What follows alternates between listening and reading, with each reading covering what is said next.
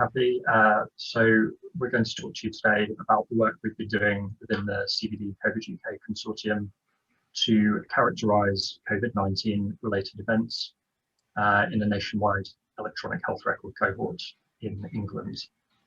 My name's Chris Tomlinson. I'm a anaesthetic intensive care registrar doing a PhD at the UCL Institute of Health Informatics.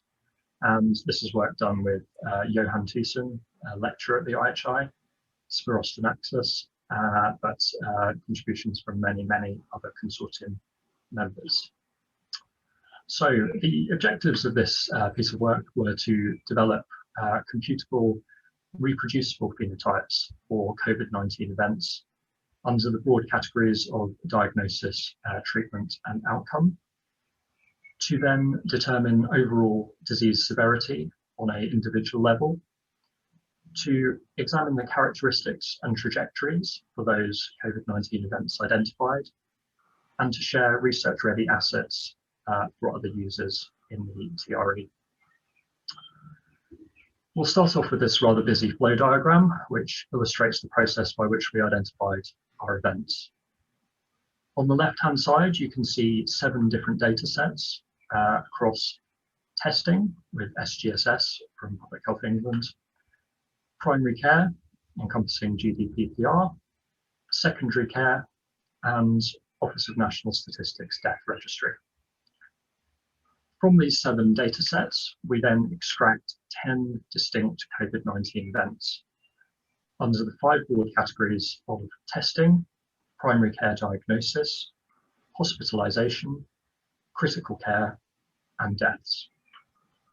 On the right-hand side, you can see the numbers of events that we've identified and the numbers of distinct individuals experiencing each of these events, as it is possible for an individual to receive, for example, more than one test or diagnosis. Moving on to illustrate how we defined the cohort for this work, which with such a large data resource was certainly a non-trivial experience. So it's important here to consider that one of our aims is to provide a research-ready resource to the TRE. And so we started off with a maximally inclusive approach at first, whereby we identified patients from across every single data set, and that identified about 3.9 million individuals. In order to really firm up a defined cohort for this study, we reproduced the methods used in the descriptive paper by Angela Wood et al. And we took individuals into the cohort if they were alive and registered in GDPR at the start of the study. For our study dates, we used the 23rd of January 2020, the index case of COVID-19 in the UK as our start date, and went up until the 31st of March 2021, which was the last common cutoff date across all our 7 data sets. We made sure that participants with non-fatal index events who had less than 28 days of follow-up were excluded. So in other words, each individual enrolled into the study was given 28 days to declare their outcomes.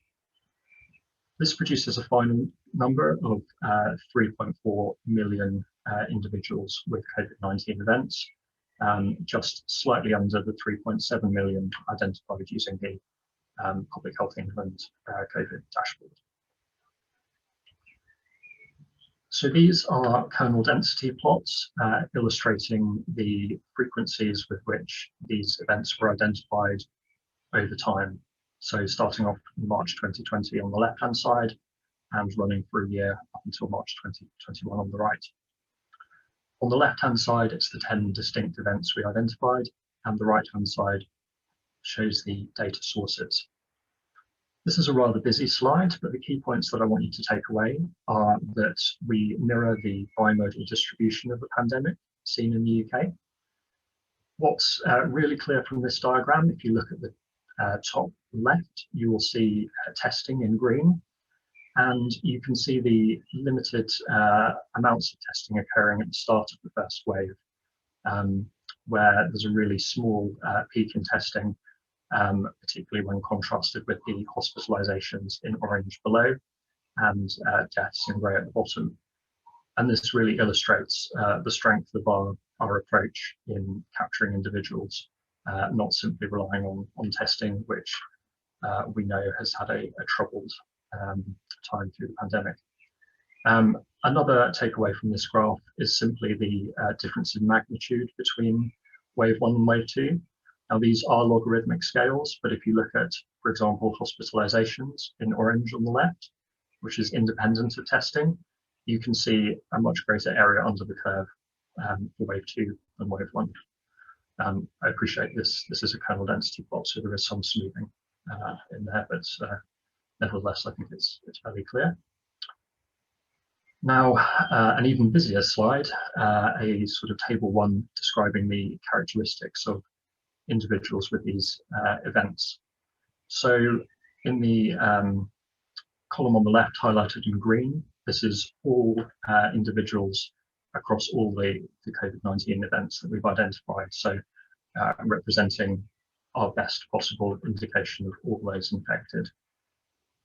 We then have those hospitalized in red column, those admitted to intensive care in the purple column, and those who died in the grey column, with each of those stratified for comparison.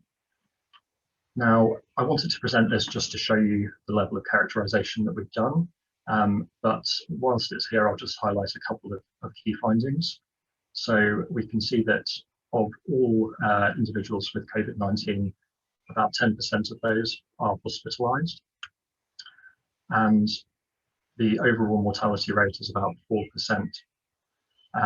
But by stratifying with hospitalization and intensive care, you can see that the inpatient mortality rate is 28%, and the mortality rate in those admitted to intensive care is 40%.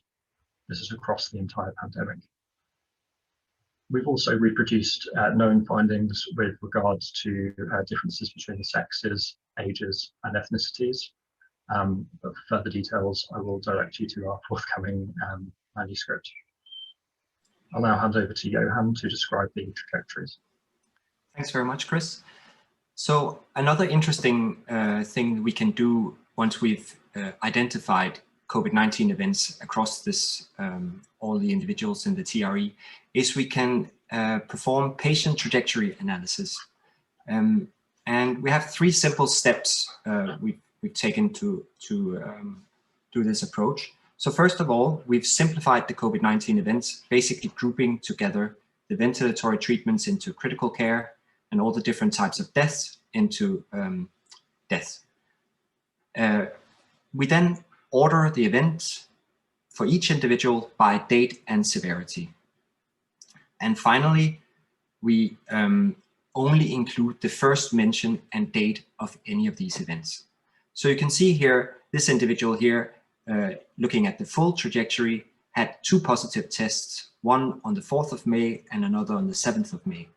But in the final analysis, we only include the first mentioned, the one on the 4th of May, and the same for the 2 critical care events identified. They may be different types of ventilatory treatment, but we only include the first one and the first date.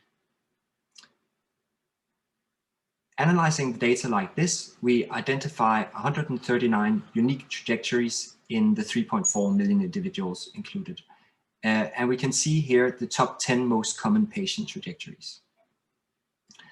So around 50% of the patients had a positive test followed by a GP diagnosis. And the most common trajectory, including hospitalization, was again positive test, GP diagnosis, and then hospitalization, which was found in around 2% of the individuals with COVID events. Now, we thought it would be interesting to look at these trajectories in relation to wave 1 and wave 2 and compare the 2. So what you see here is a timeline plot again of these simplified COVID-19 events, and the lines in red indicate the official lockdown dates, and the lines in blue are our sort of approximation as to when wave 1 started and ended, and similarly for wave 2, the start and end date. And in the following analysis, we include only trajectories found within those two outer boundaries for wave 1 and wave 2. So what you see here is a network plot, basically showing all the transitions between these different 5 events.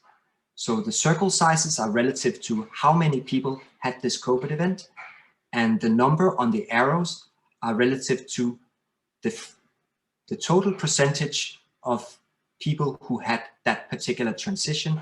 So say from positive test to hospitalization, we saw 16.3% of all the transitions were between those 2 event types.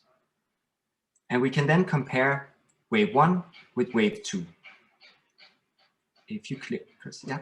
So here on wave 2, you can see, as Chris mentioned earlier, there are way more positive tests and GP diagnosis.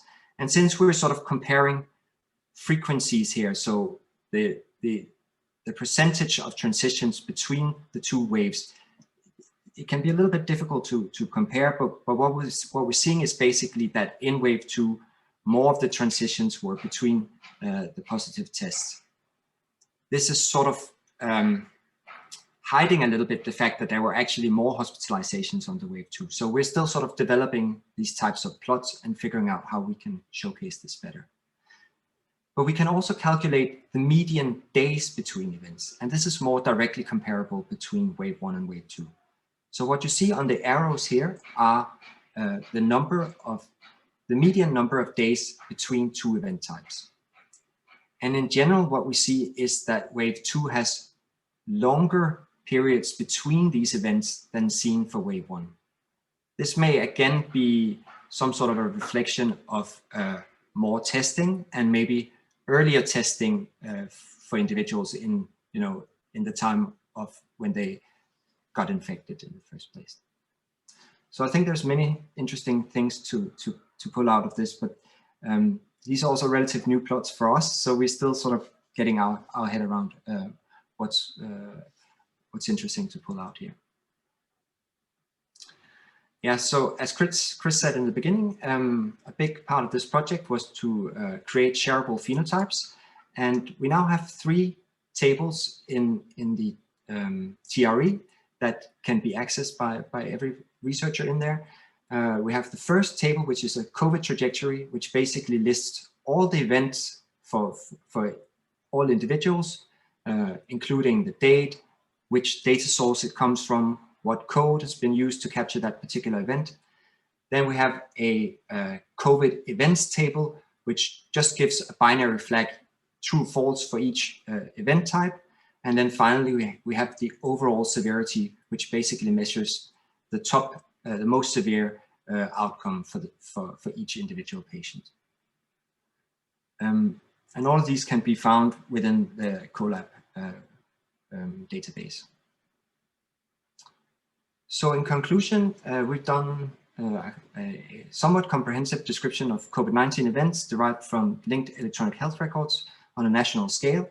And we hope that these COVID events will be useful for other researchers to stratify their work or look in more details of with regards to whatever their specific focus is. So thanks very much for listening, and big thanks to everybody who's given a lot of input on this data, on this research.